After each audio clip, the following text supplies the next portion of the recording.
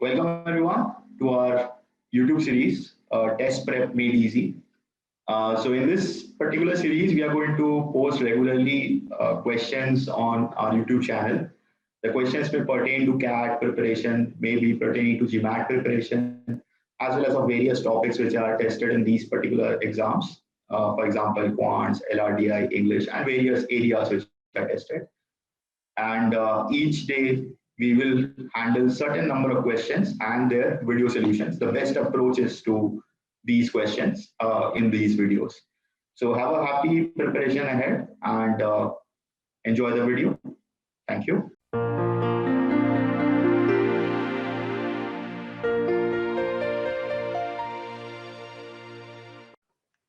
All right, so these are the questions that we are going to try in today's video. If you have tried it already from the thumbnail, good enough. If you haven't, you can pause the video at this point and try it once before you look into the solutions. We recommend you doing that.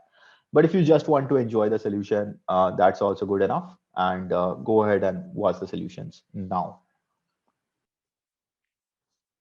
All right, we have some coffee maker mixing two different types of coffee beans costing rupees 60 and 120. If they use only the expensive variety, they will have to spend rupees 3600 more. If they make a mixture of 150, okay, great. So what it is telling us is that there are two types of coffee beans. So let me just show this visually or something. So there is a 60 rupees coffee and a 120 rupees coffee. By the way, when it says rupees 60, rupees 120 respectively, I think this is not mentioned, but it should have said rupees 60 per kg. I don't think that is mentioned anywhere. I will correct that while uploading the thumbnail or any question that I upload later on. So yeah, so this should be rupees 60 per kg and rupees 120 per kg. If they use only the expensive variety, then they will have to spend rupees 3600 more. So assume it in this manner. So if I say that there is some A kgs of this, bot and B kgs of this bot, later on, what you're doing is, so in the special scenario, so this is the, let's say the usual scenario, this is what we do or the coffee maker does. But in the special scenario, which has been pointed out, you buy the entire thing. So that the mixture of this 150 kg, that is A plus B. So this A plus B, the entire thing has been bought of 120 rupee coffee. I mean, 120 per kilo, that has to be again. So what you should understand is what is the change happening for. So if you focus on this B kilos, the B kilos usually also you buy of 120 variety, and here also you're buying of 120 variety only. So the change is happening is because of this A kilo, right? So this A kilos, whatever that is, you're spending 60 rupees extra per kilo, right?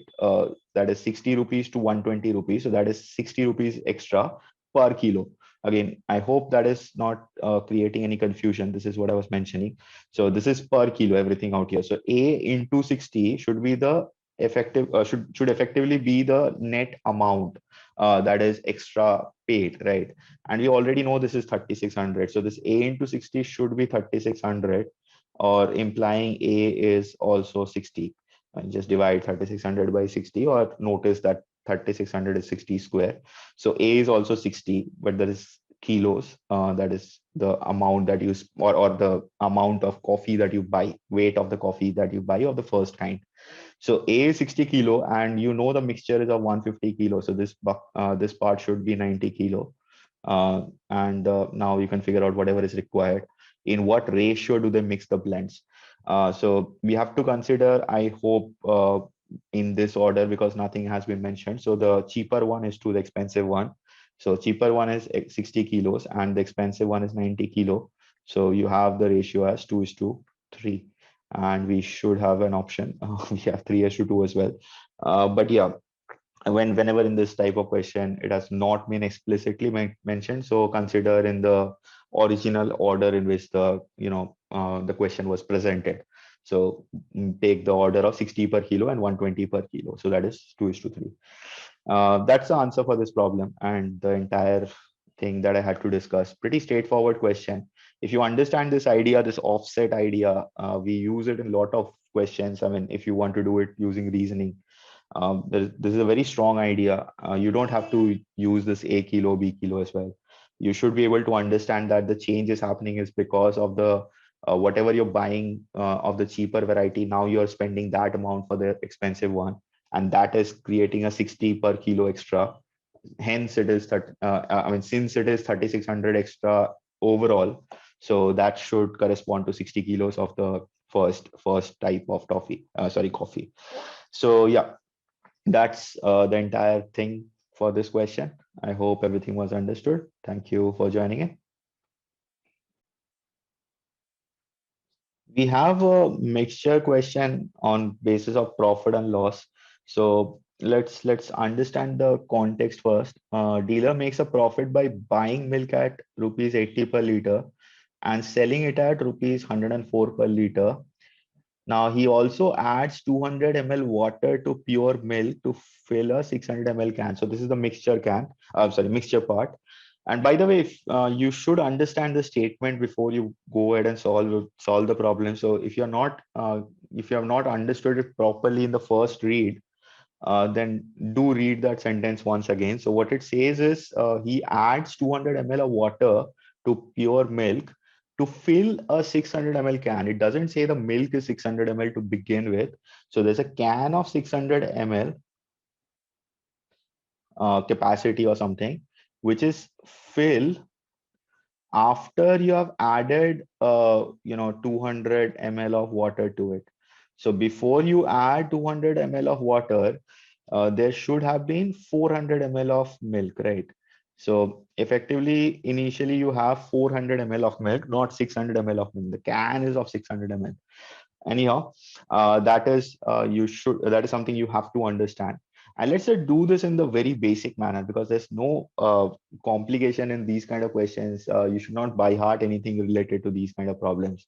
So just break it down. So initially, when you're buying, or the dealer out here, whenever he's buying, so he is buying 400 ml of milk in this context. That is what our concern is, right? And he's buying at the rate of 80 per liter. So let me convert this to liters. So that is 0.4 liters and 80 per liter. So this is the amount he spends, right? Rupees 32. So this is the cost price of the dealer. This is what we have, right? And now when he's selling a 600 ml mixture, right?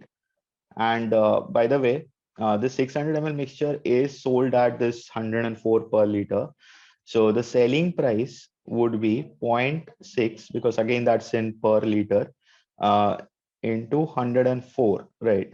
By the way, 0.6 into 100 is 60, and 0.6 into 4 is 2.4. So what you have is something like 62.4 rupees. So this is the selling price, sorry. So the profit percentage, whatever we are looking for, find the profit in percentage terms. Profit percentage will essentially be 30.4, which is the profit out of the 32 rupees cost price. So that would be 95%. By the way, the calculation bit, what I observed is, I mean, this is very easy to figure out if you understand these kind of things. What I'm observing is this 30.4 is like 1.6 less than 32, isn't it? Now, 1.6, I hope that you should be able to see is half of 3.2, isn't it? So this is what I'm seeing. So this 30.4 is 1.6 less than 32, which is half of 3.2. Now 3.2 would have been 10% of 32. So half of 3.2 would be half of 10%, which is 5%. So we are having a shortfall of 5% from 32, which is 95%, right? Because the whole thing is 100%. So 5% less implies 95%. So that will be the answer, option B out here. But yeah, I hope you did not make a mistake in this part.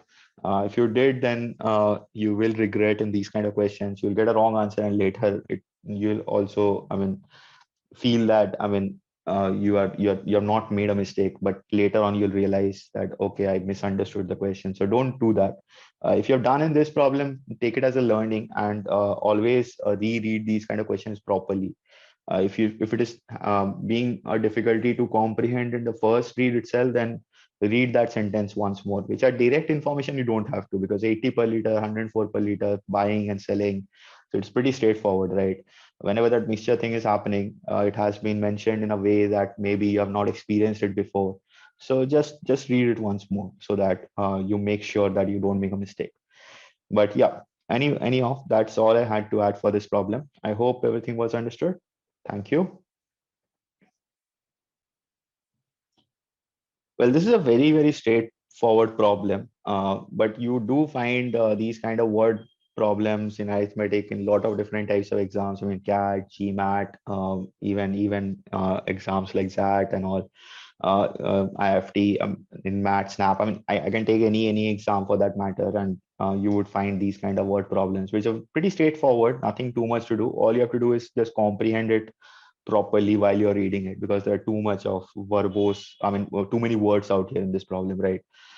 Anyhow, so it says there's a train, there are as many wagons as there are number of birds in the wagon. So this is one crucial part: as many wagons as there are number of birds in a wagon, right? So if you think about the total number of birds, but if you don't know what a berth is, it's the allocation of seat basically. So you can consider it a seat only. So there are as many berths in a wagon with as there are the number of wagons in the train, right?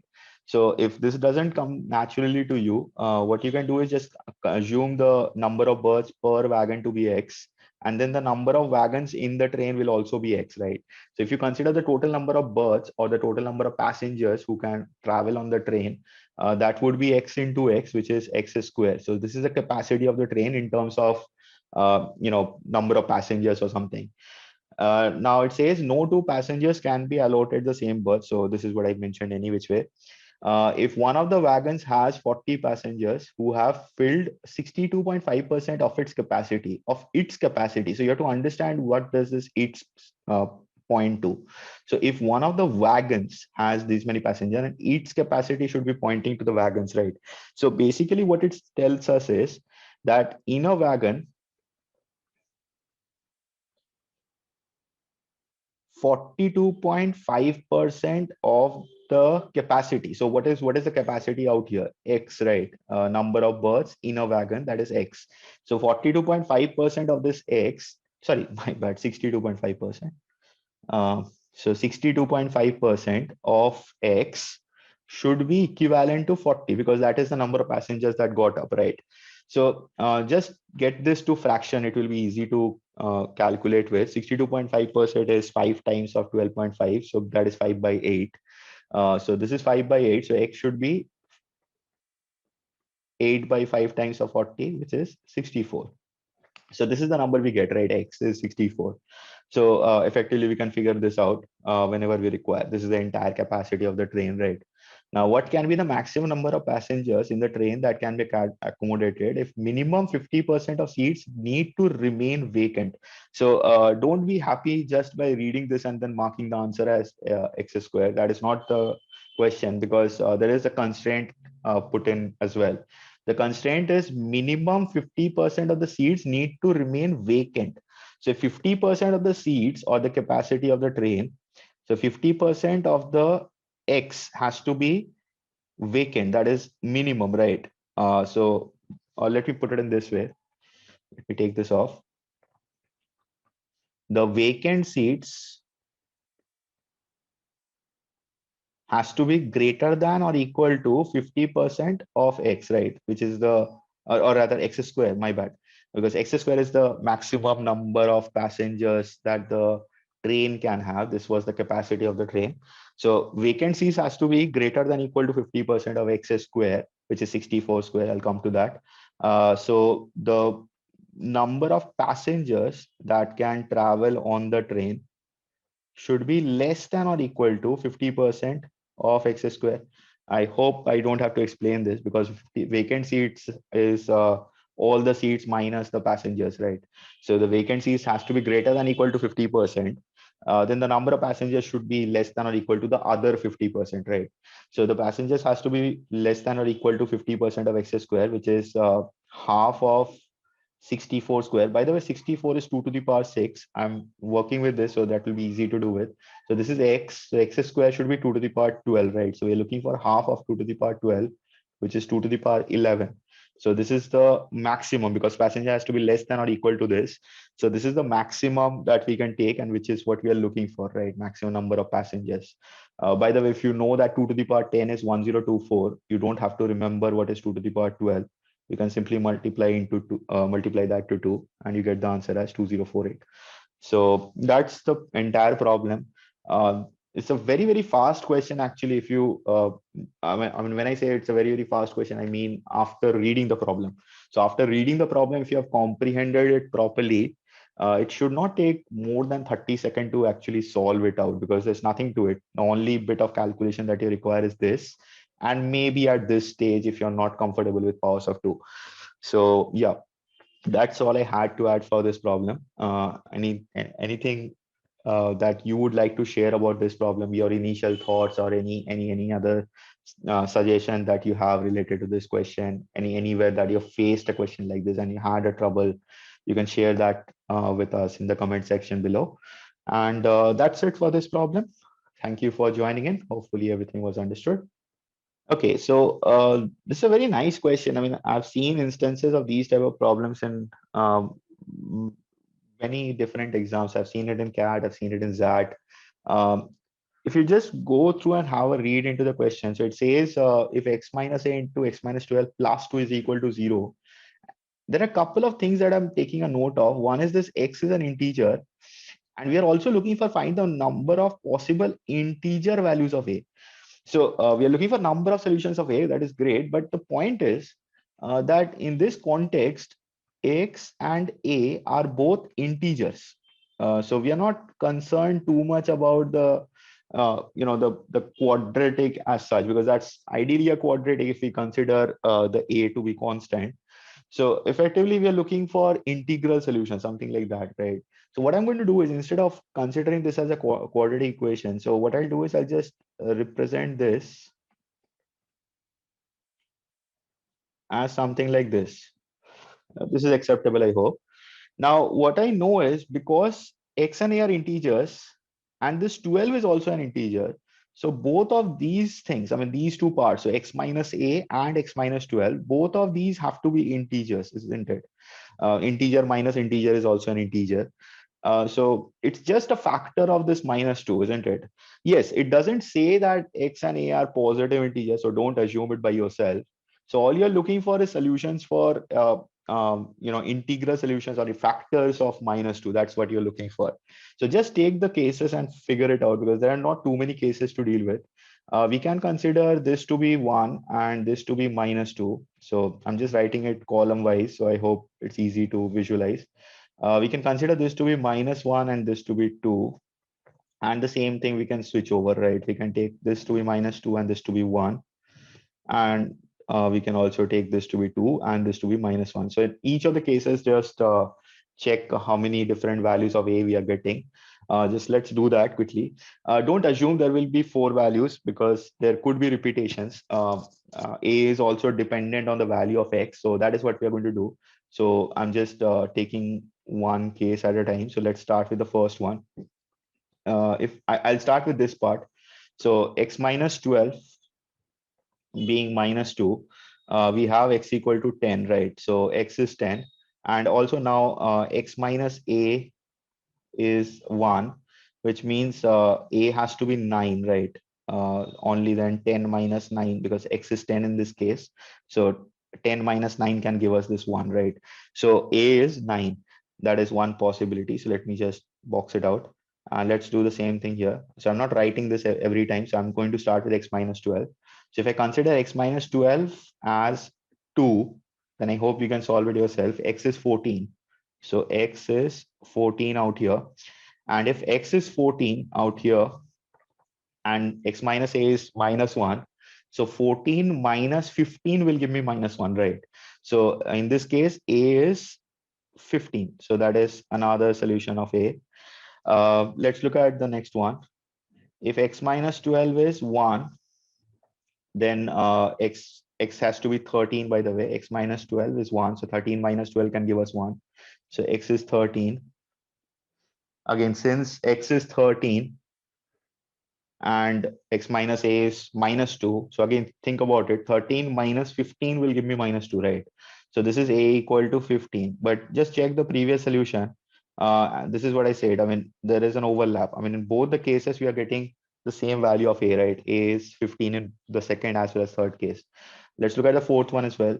If x minus 12 is minus 1, so x should be 11. And once x is 11, if x 11 minus a is 2, then a has to be 9 again. So yeah, so that is another repetition with the first one. So we are just having two possible solutions of a, right? Two different solutions of a. That is what the question is, number of possible integral values of a. So the answer would be option C, 2. 9 and 15 only. Had the question been looking for the number of solutions of x, then there are 4 solutions. I hope you can see all the solutions of x that we have are different. We have 10, 14, 13, and 11, all are distinct values. Even if the question would have said how many pairs of solutions we have for x comma a, that's still 4, because when x is 10 and a is 9, that is different from an x is 11 and a is 9. So if we consider them as pair of solution, x comma a or something, then we have again 4 different solutions. But in this case, yeah, because we are looking for a number of possible integer values of a, so that's simply 2, only 9 and 15. Okay, that's the entire thing for this problem, or all I had to add for this problem. I hope everything was understood. Hopefully you looked into these kind of questions in this manner, because you're looking for integer solutions only. Just factorize and try to figure it out. Anyhow, that's the problem out here, and that's the solution. I hope you also see that although we have this 1 minus 2 for the factors of minus 2, but the solutions that we actually get for x and a are positive numbers. They are not negative. So even if the question would have said find the number of possible positive integer solutions of a, don't ignore these cases to begin with. I mean, it is possible. I mean, especially these one, it is possible that both x and a are positive, still x minus a is negative. All it has to happen is x has to be greater than a. So don't ignore those cases. Just figure it out and then check whether you're getting positive answers or not, if the question is looking for that. In this case, it was easy. You should not have ignored it any which way. Yeah, that's all I had to add.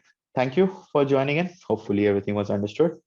Hopefully you liked the solutions we provided for these questions. And if you did like it, do not forget to like the video and share, subscribe, and comment. Do subscribe to the channel and click on the bell icon. In that case, you'll get notification as soon as we upload a new video. And if you want to check a bouquet of courses that we provide, so we have a huge variant of courses from customizability to full preparation. You can check our website, www.mathoratory.com. I'll leave the link in the description below. And have an enjoyable preparation ahead. Welcome to the Mathoratory family, and have a good exam ahead.